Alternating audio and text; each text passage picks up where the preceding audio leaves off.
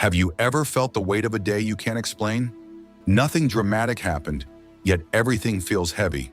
You drive home in silence, hands on the wheel, mind somewhere else.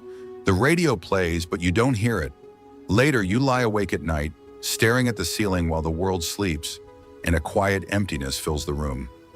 Even in a crowded space surrounded by voices and laughter, you somehow feel invisible, alone inside your own thoughts. And in that stillness, a question rises, not loud but persistent. It doesn't come from your head, it comes from somewhere deeper.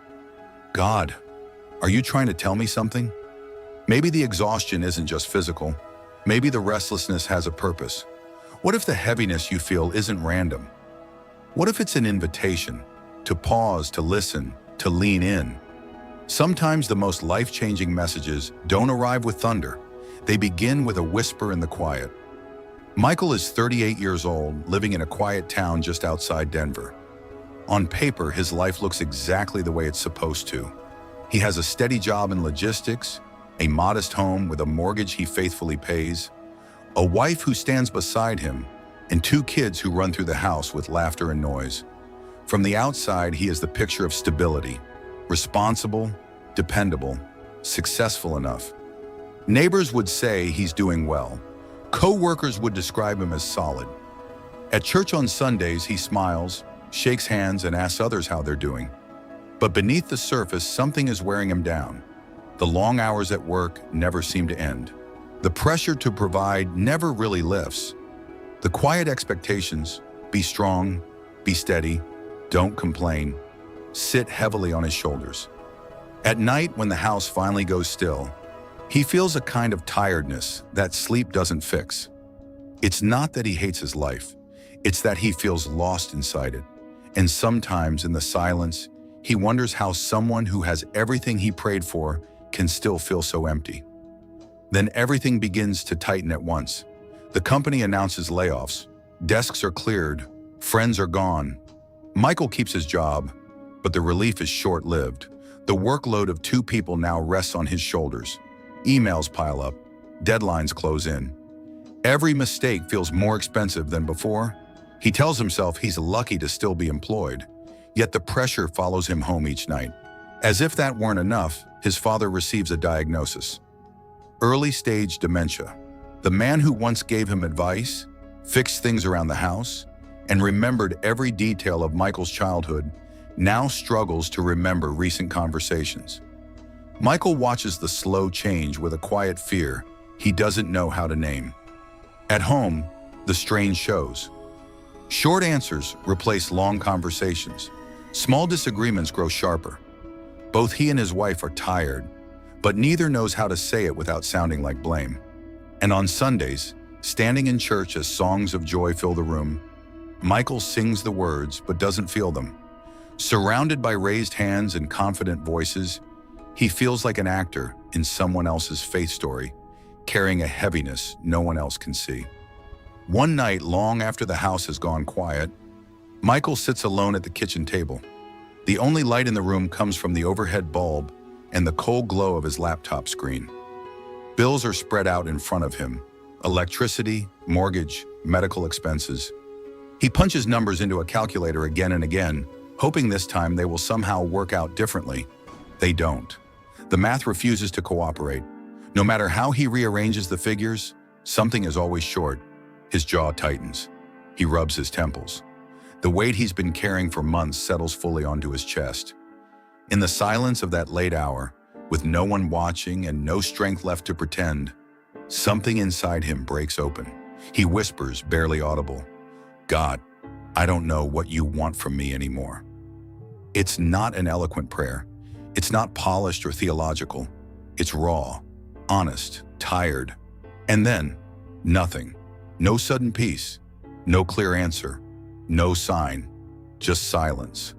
The refrigerator hums in the background. The clock ticks steadily on the wall, and Michael sits there, suspended between faith and frustration, wondering if heaven heard him at all. As the silence stretches, Michael leans back in his chair and closes his eyes. And without warning, a memory rises from somewhere deep within him.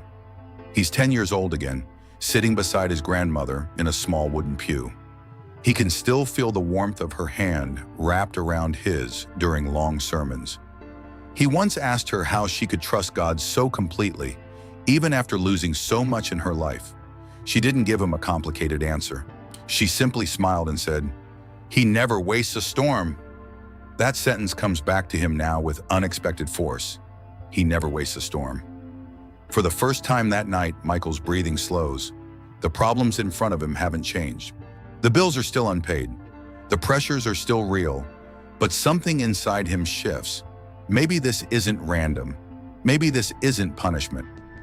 The question that has been haunting him, "Why is this happening to me?" begins to loosen its grip.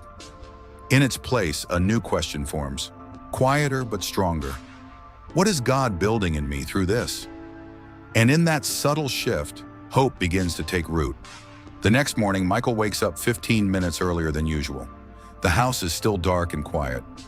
Instead of reaching for his phone, he sits on the couch with a cup of coffee and simply talks to God. No rehearsed phrases, no polished words, just honesty. "I'm tired, I'm overwhelmed. I don't know what you're doing, but I want to trust you." It becomes a small daily rhythm, not dramatic, not loud, but steady. At work, when frustration rises and complaints buzz around the office, Michael makes a different choice. He notices a younger employee struggling under the same pressure and decides to help instead of criticize. He offers guidance, encouragement, patience. Strangely, in lifting someone else, he feels lighter himself.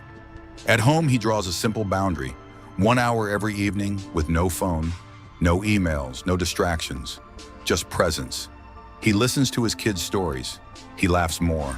He asks his wife real questions, and this time, he stays long enough to hear her answers. Nothing in his circumstances has magically changed, but Michael has. And in these small, faithful steps, something inside him begins to heal. One evening, while sitting at the dining table with old photo albums spread out between them, Michael's father pauses at a picture. He studies it carefully, squinting as if the answer might appear if he just looks long enough. "Who's that?" his father asks softly. It's a photo of Michael as a teenager, smiling, arm around his dad after a Little League game. For a split second, the air leaves Michael's lungs. The man who once knew every detail of his life now doesn't recognize his own son in a photograph. The pain hits deep and sudden. He could brush it off, change the subject, pretend it doesn't hurt, but he doesn't. Instead, he pulls his chair closer. He gently takes the photo and begins to tell the story behind it. About the game, the home run he almost hit, the ice cream they got afterward. His father listens, eyes soft, as if hearing it for the first time. In that quiet moment, Michael understands something profound. Memory may fade, names may slip away, but love remains. It doesn't disappear with forgetting. It lives in presence, in patience, in the simple act of staying.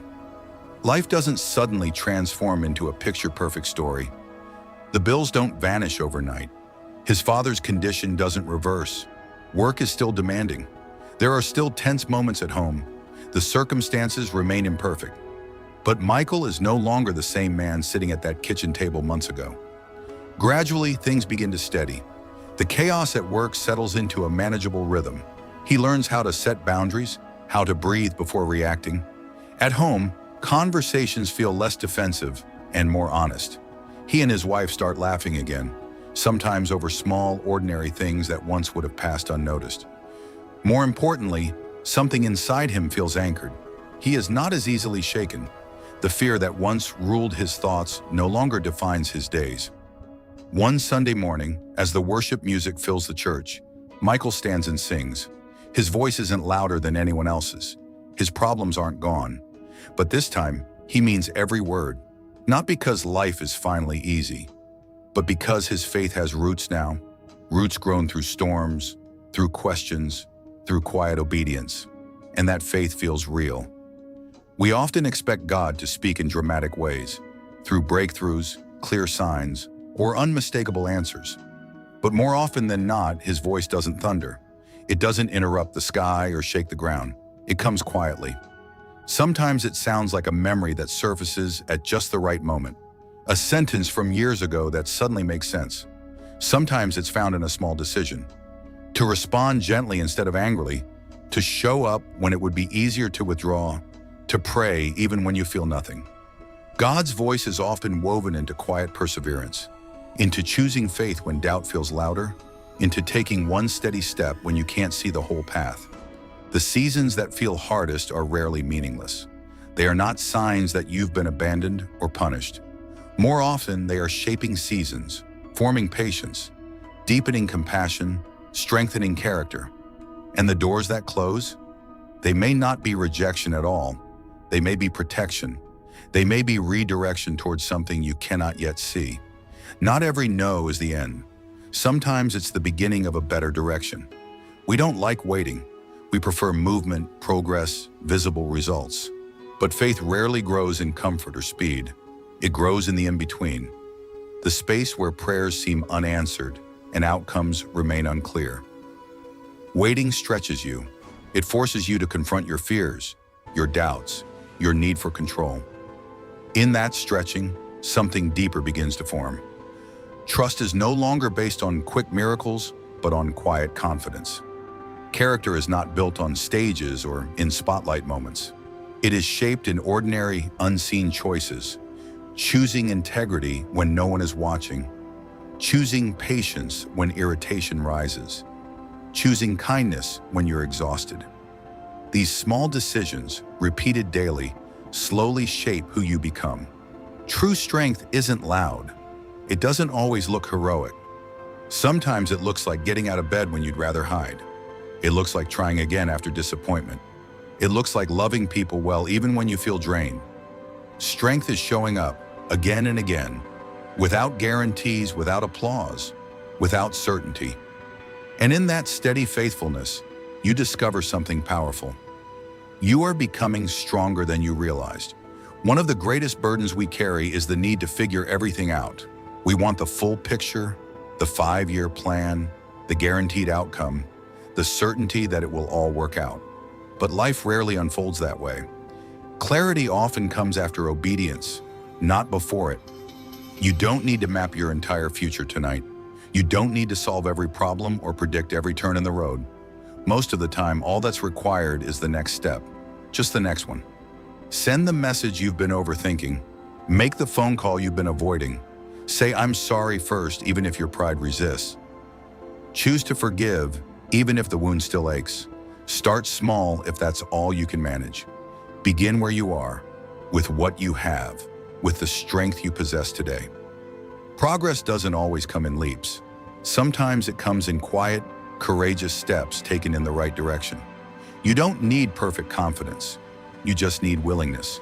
And often the simple act of moving forward, however small, opens doors you couldn't see before. At the end of it all, when the noise quiets and the questions settle, there is a steady reassurance beneath everything. I am with you. I am working. This is not the end of your story. Not every chapter feels victorious. Some feel confusing. Some feel painfully slow.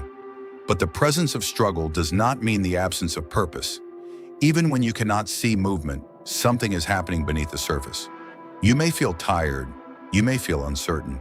You may wonder how much longer you can hold on. But keep going. The storm you are walking through is not meaningless. It is not wasted pain. It is shaping you, deepening your empathy, strengthening your resilience, teaching you what truly matters. The pressure that feels overwhelming today may be building the endurance you will rely on tomorrow. One day you may look back and realize this season didn't break you. It refined you. So take another breath. Take another step. Your story is still being written, and the author has not walked away.